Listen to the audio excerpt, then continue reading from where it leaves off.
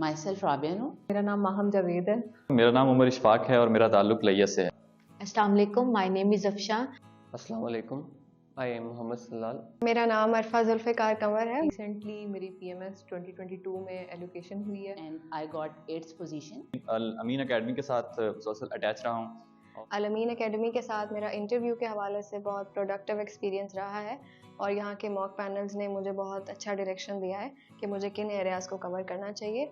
I also want to mention the role of Al Amin Academy in my preparation, and the staff was very good, and the teacher was very good, and their feedback has provided me an opportunity to make me better and to improve my knowledge as well as my skills.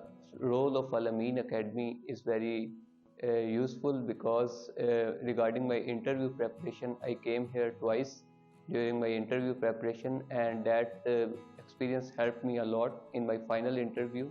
तो मैंने अल अमीन के अंदर मॉक्स दिए थे, different interviews दिए, panel मॉक्स थे, individual मॉक्स थे, जो आपको फिर बताते हैं कि आपके अंदर किन चीज़ों की रिक्वायरमेंट है, क्या चीज़ें आपकी स्ट्रेंथ में हैं, क्या चीज़ें वीकनेसेस में हैं।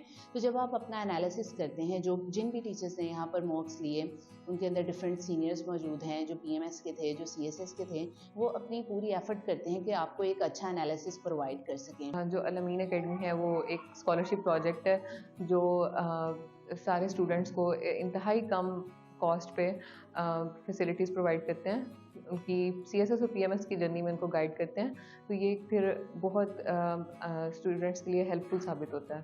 तो मैं आप सब लोगों को भी ये रिकमेंड करूँगा कि वो अल अमीन एकेडमी में आएँ और ये स्कॉलरशिप प्रोजेक्ट को स्पेशली ज्वाइन करें। That is the first scholarship project for CSS and PMS in south Asia.